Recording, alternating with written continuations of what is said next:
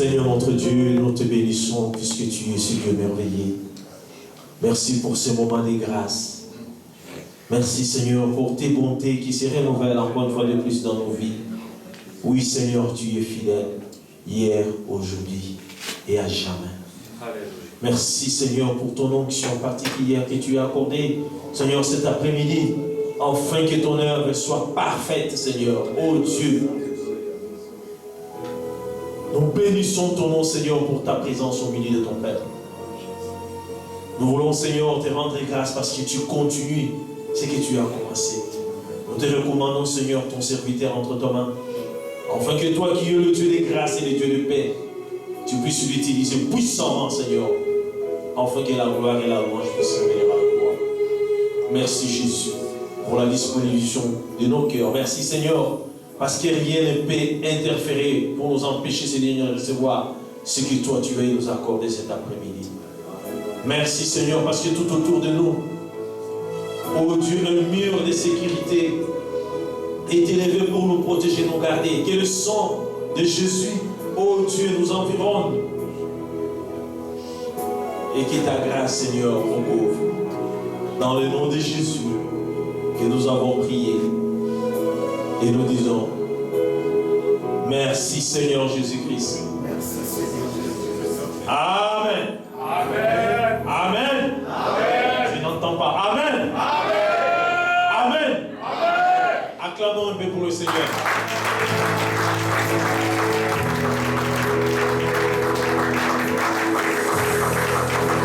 Je voudrais te dire que tu as choisi le bon programme de cet après-midi. C'est l'endroit idéal qu'il fallait être cet après-midi. Amen. Amen. Il n'y a pas un autre lieu plus mieux qu'ici, en ces jours. Amen. Nous bénissons le Seigneur et nous appelons le pasteur Blaise. Nous l'accueillons dans le nom de notre Seigneur.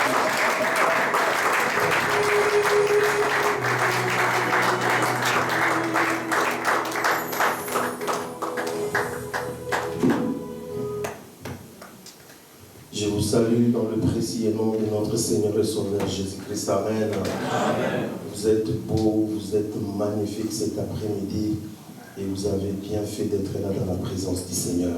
Amen. Nous sommes là pour Dieu.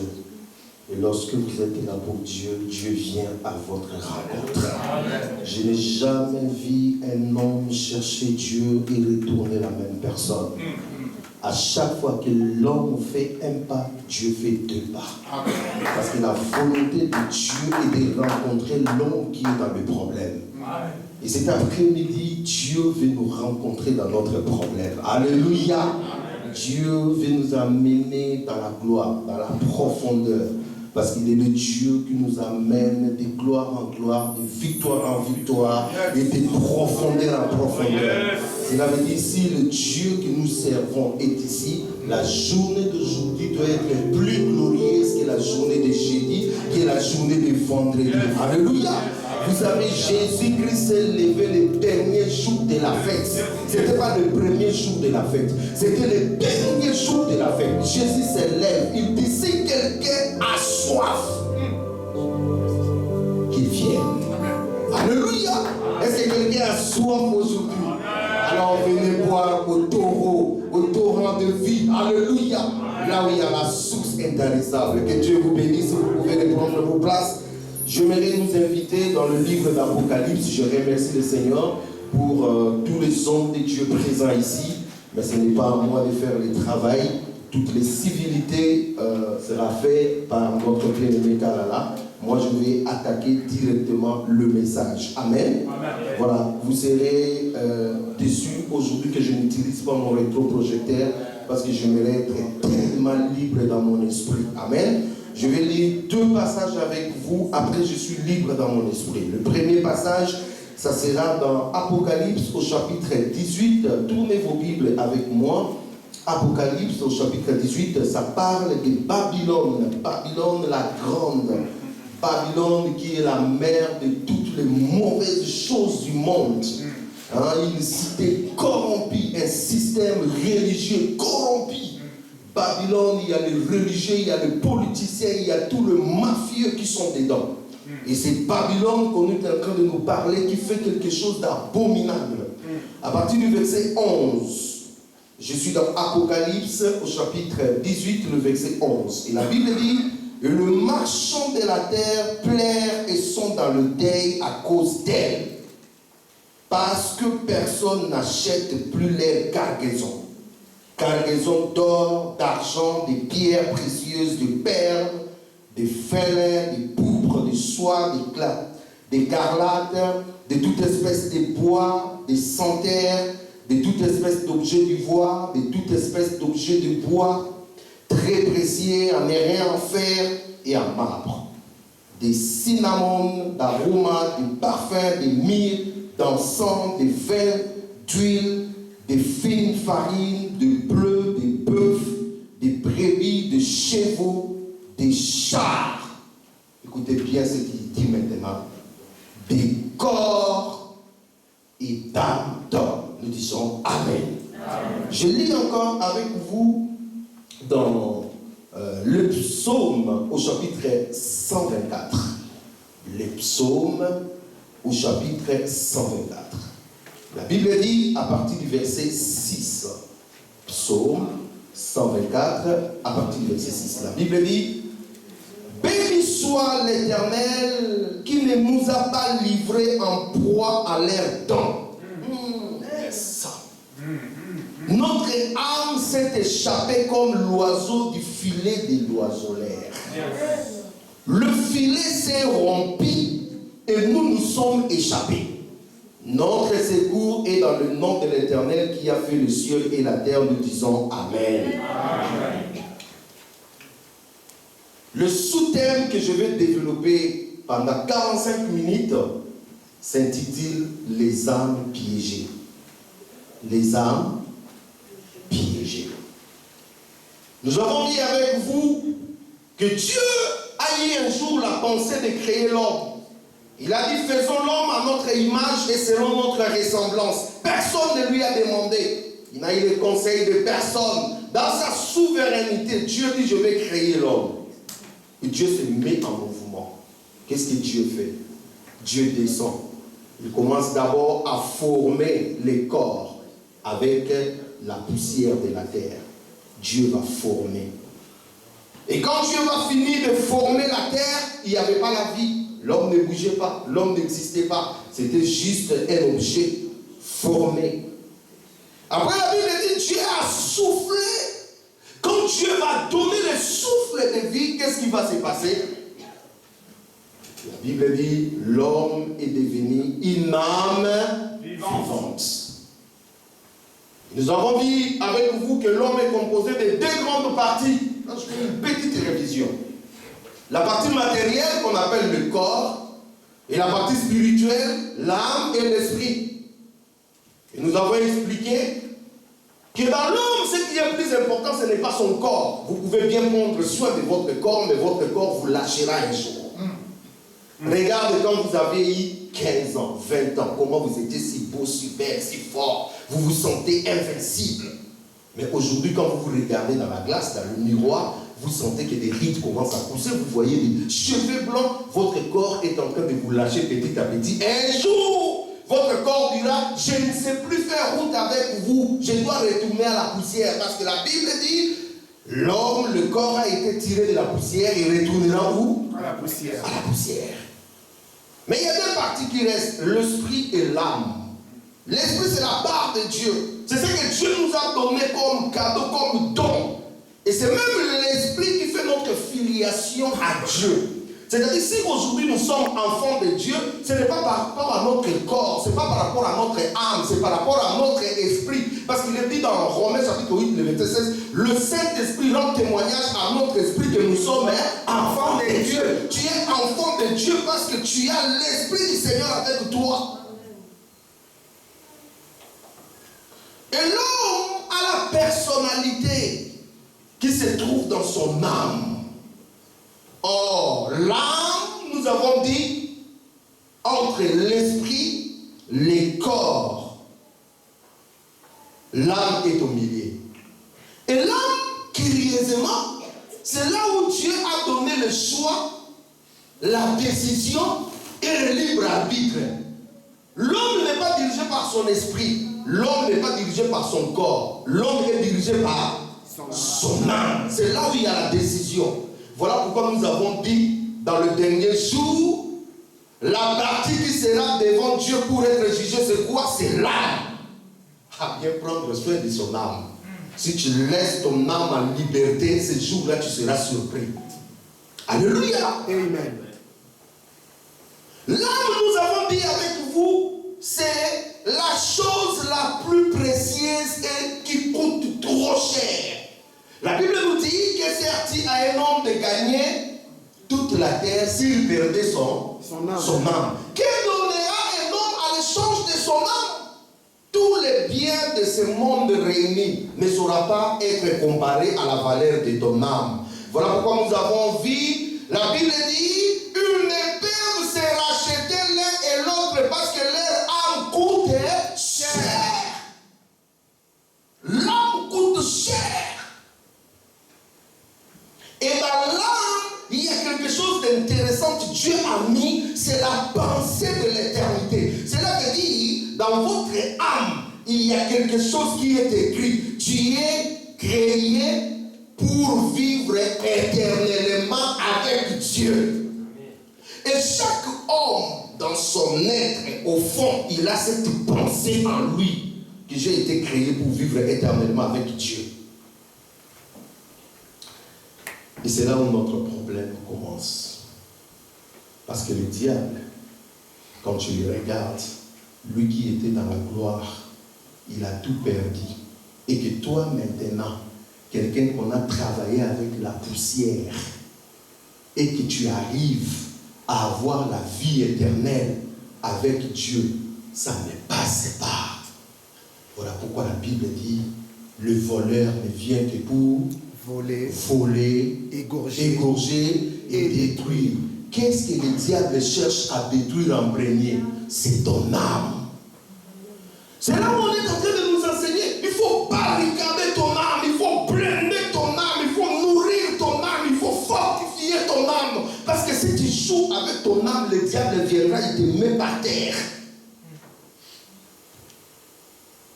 Le diable cible l'âme. Le diable n'a pas besoin de ton argent. Qu'est-ce qu'il va faire de ton argent? Amen. Le diable n'a pas besoin de tes véhicules. Il va faire quoi avec tes véhicules? Le diable n'a pas besoin de ta maison. Même si tu as un château, il s'en fout de ton château. Le diable, lui, il a besoin de ton âme. Parce que dans les combats spirituels, dans la bataille spirituelle, ce qui est plus important, c'est l'âme. C'est la bataille de l'âme. Et là où nous avons lu dans l'Apocalypse, quelque chose m'a intrigué. La Bible dit que Babylone, il y a un système démoniaque, il y a un système corrompu qui s'est mis en place. Et ce système-là est capable de vendre des corps et des âmes des gens. Est-ce que vous savez que l'âme, c'est la monnaie la plus utilisée dans le monde spirituel? Quelqu'un va me dire, mais qu'est-ce qu'il est en train de nous dire? Dans les transactions spirituelles, on n'utilise pas les dollars, on n'utilise pas l'euro, on utilise l'âme. Quand quelqu'un va chez les charlatans, il dit au charlatan, j'ai envie de devenir riche. Le charlatan va lui dire, donnez-moi $1 million. Nada. Il va lui demander quoi? Donne-moi une âme. C'est dans ce sens-là, bien aimé dans le Seigneur, il y a un marché qui s'est ouvert. On appelle ça le marché des âmes. Mes frères, dans ce marché-là, tout le monde est susceptible et tout le monde est susceptible de vendre l'autre. Vous savez, il y a des personnes, vous êtes avec lui, et la personne, vous ne savez pas ce qui se passe dans son cœur, parce que nous avons dit que le cœur de l'homme est profond. C'est quoi? C'est torturé. Vous ne savez pas ce qui se passe dans son cœur. Or, cette personne a des projets, et ces projets-là, il faut que toi, tu sers de monnaie d'échange. Laissez-moi vous dire, dans notre vie, qui peut vendre quelqu'un d'autre? D'abord, celui qui a le même sang que toi, cela veut dire votre frère, votre soeur, votre papa, votre maman peut spirituellement te vendre. Vendre ton âme. Est-ce que vous savez cela? Ah oui. Deuxièmement, c'est lui qui a une prédominance sur toi. Si quelqu'un dépend, tu dépends tellement de la personne, eh bien, cette personne-là a le droit de te vendre. Il peut te vendre parce que tu as une dépendance vers la personne.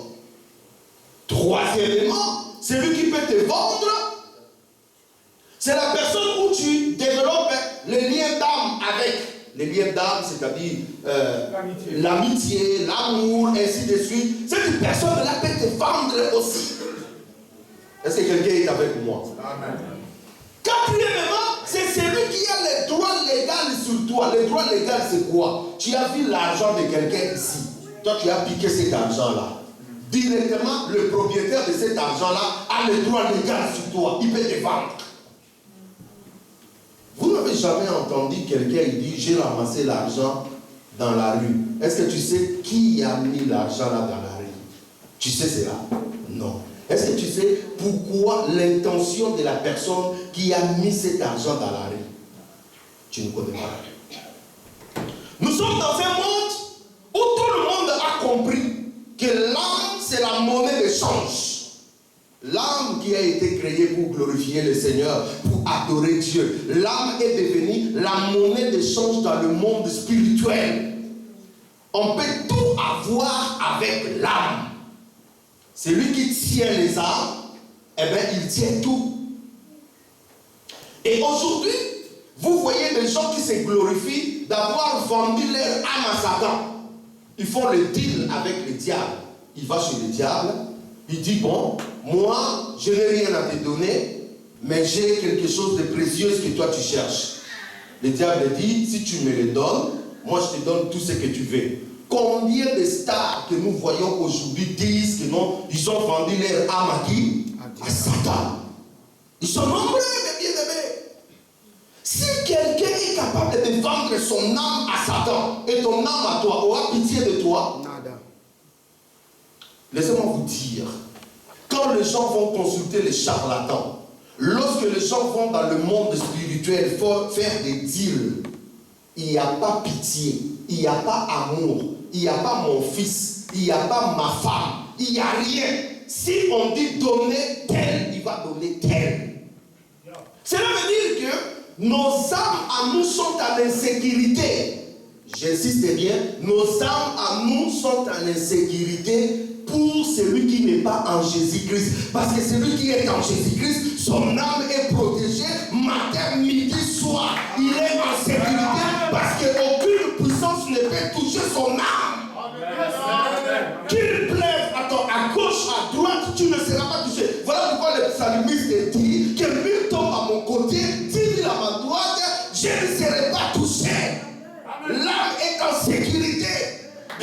Tu ne peux pas chercher la sécurité de ton âme en dehors de Jésus. Tu ne peux pas chercher la sécurité de ton âme en dehors de la parole de Dieu. Tu ne peux pas chercher la sécurité de ton âme en dehors de la prière. Nos âmes sont en sécurité dans la présence du Seigneur parce que nos vies sont cachées entre les mains de Dieu. Dis-moi qui est le sorcier qui peut aller jusqu'au ciel pour aller chercher ton âme qui est cachée en Jésus? Personne. Voilà pourquoi un enfant de Dieu ne tremble pas devant des sorciers. Aujourd'hui, nous avons l'évangile qui nous fait trembler devant des démons, devant des sorciers, comme si les sorciers étaient plus puissants que nous, alors que la puissance de Dieu est cachée à nous. Ce n'est pas à nous d'avoir peur des sorciers, c'est nous de faire peur aux sorciers. Ou il y a un petit sorcier qui est là, lui, tu ne dormiras pas. Là, tu as un problème. Lorsqu'un enfant de Dieu arrive quelque part, les puissances, les dominations, les autorités, ils savent qu'il y a un feu dévorant qui est quelque part là. Et cet espace directement est en sécurité. Parce que nous nous promenons avec des anges qui sont au service de ceux qui sont sauvés, qui héritent les salis. Les âmes sont vendues.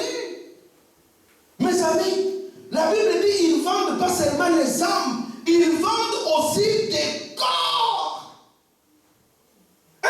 vous savez qu'il y a des gens, on a vendu leur corps. Tu te lèves le matin comme ça, il y a quelque chose qui t'entre dans les yeux comme ça, tu commences à frotter, et puis ça devient grave, on t'amène à l'hôpital, et puis là, il ne voit plus. Mais tu ne sais pas que la nuit, il y a quelqu'un peut-être qui a vendu ton œil. Il est allé faire un deal avec les ténèbres. Et dans ce deal-là, lui, il a vendu ton œil. Des âmes sont vendues. C'est pour cela, bien aimé dans le Seigneur, fais attention là où tu vas, là où tu mets tes pieds. J'ai donné un témoignage hier à un frère. J'ai dit, et je suis allé au Gabon. J'ai vu une sœur qui est venue me voir. Cette sœur me dit, j'ai le don, un don mauvais, de voir 10 secondes avant. Pourquoi cette sœur voyait 10 secondes avant? Parce qu'elle est allée dans une réunion d'une réunion, d'une secte que vous connaissez.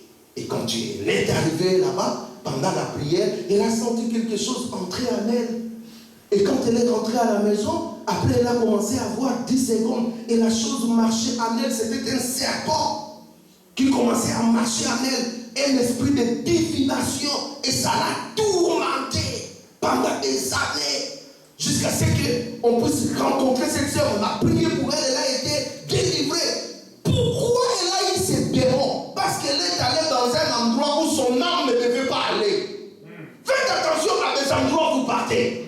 On vous invite comme ça, vous partez. On vous invite comme ça. Vous ne regardez pas, est-ce que mon âme ici est en sécurité, oui ou non?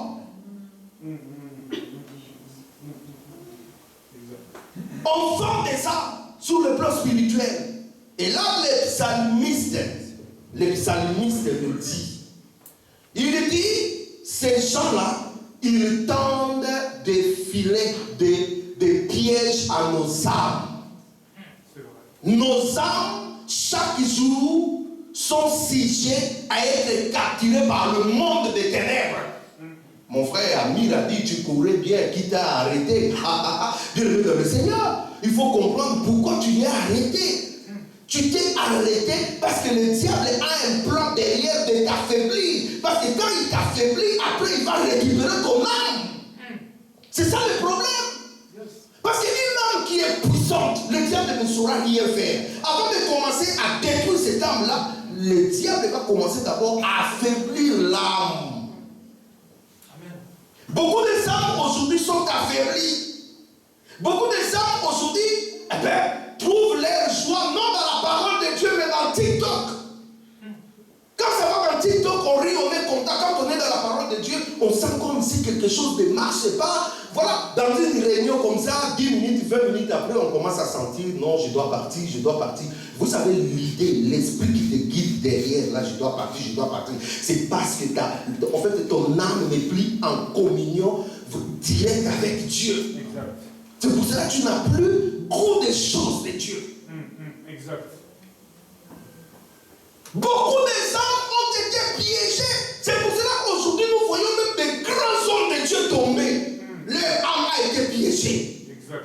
Écoutez, le diable peut comploter contre un enfant de Dieu même pendant 20 ans dans le silence, calmement. Exact. Le diable ne vient pas à l'improvise comme ça. Il va commencer à rôder tout autour. Pourquoi il rôde tout autour? Il fait ce qu'on appelle des missions de surveillance. Il fait ce qu'on appelle des missions de reconnaissance. Il tourne, il rôde. Bien aimé dans le Seigneur. Il étudie. À quelle heure tu étudies la Bible? À quelle heure tu pries? En fait, il essaye de comprendre comment tu fonctionnes.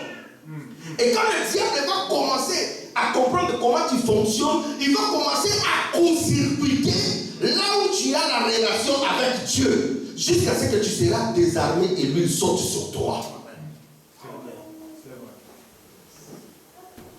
Les âmes sont piégées.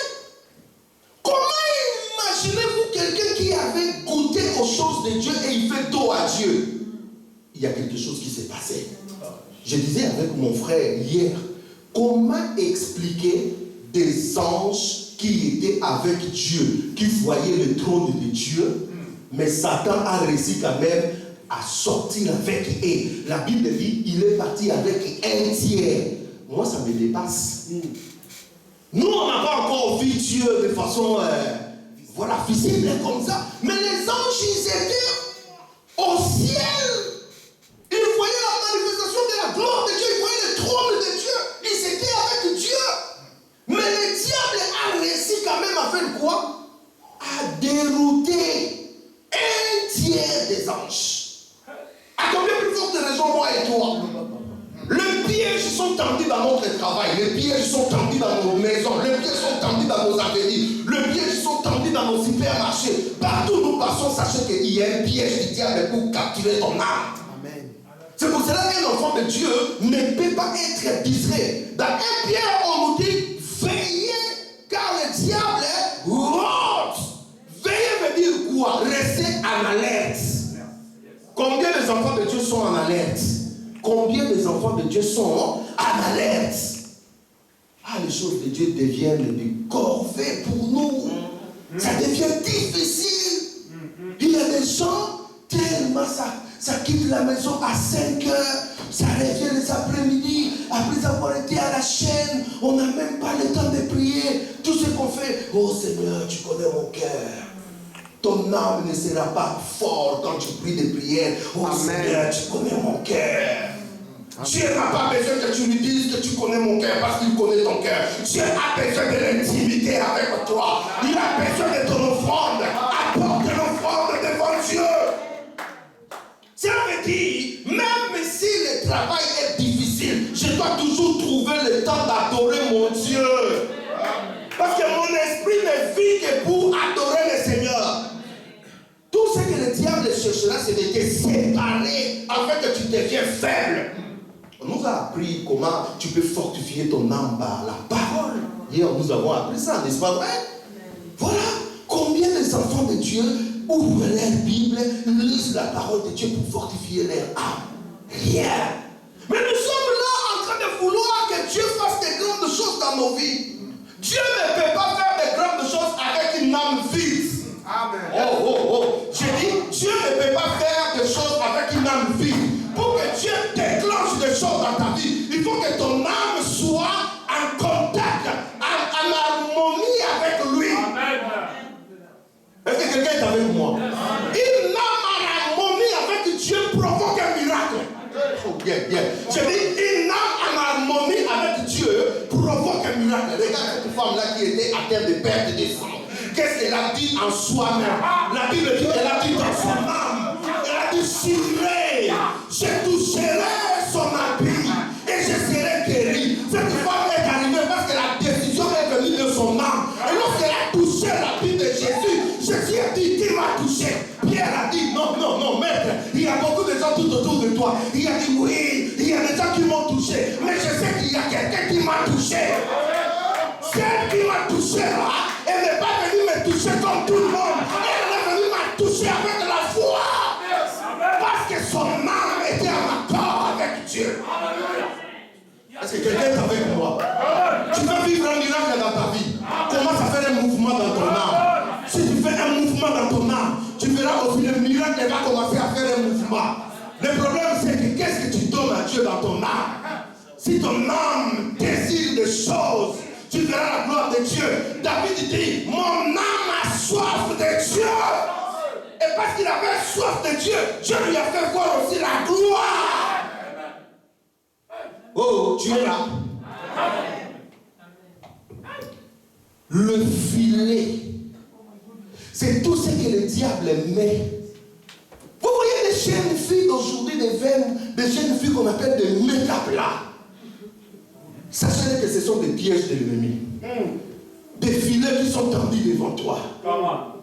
Tu vois un beau garçon là, tout élégant, qui s'approche de toi. Bonjour, ça va? Moi, je suis. Dis avec moi, filet. Filet. Tu vois quelqu'un qui te propose une affaire là. C'est une affaire alléchante. Quand on te dit comme ça, tu ne sais plus dormir. Tu ne sais plus prier. Tout ton esprit est en train de tourner. Je veux cette affaire. Dis avec moi, filet. Tu ne sais pas ce que ça va enchanter tes mères. Beaucoup des enfants de Dieu sont pris dans le filet. Le filet a emprisonné les gens. Lorsque vous ne savez plus où vous êtes. Vous ne savez plus qu'est-ce que vous faites. Vous ne savez plus où vous allez. Filet. Dieu dans le filet. Dieu dans le filet. Comment? Le filet, mes amis. Le filet. Beaucoup de chrétiens sont restés chrétiens de la bouche. Mais dans leur âme, il n'y a plus la parole de Dieu. Qu'est-ce qui fait la puissance dans ton âme? Vous savez ce qui fait la puissance dans ton âme? C'est la parole de Dieu qui habite en toi. C'est cette parole qui est capable de renverser les forteresses. Vous savez, nous ne sommes rien. Nous ne sommes rien. Blaise est rien. Je suis rien. Je suis seulement comme toute autre personne. La différence entre moi et les autres, c'est que moi j'ai la parole de Dieu. Et cette parole de Dieu me dit, crois seulement et tu verras la gloire de Dieu. Lorsque j'arrive devant un obstacle, tout le monde me dit ça ne peut pas arriver. Moi, mon âme me dit, ne crains pas. Celui qui est avec toi est capable d'ouvrir la porte, d'ouvrir de frayer un chemin. Et il me fraye un chemin. Ton âme doit avoir la parole. Nous avons des âmes sans parole. Je dis des âmes sans parole.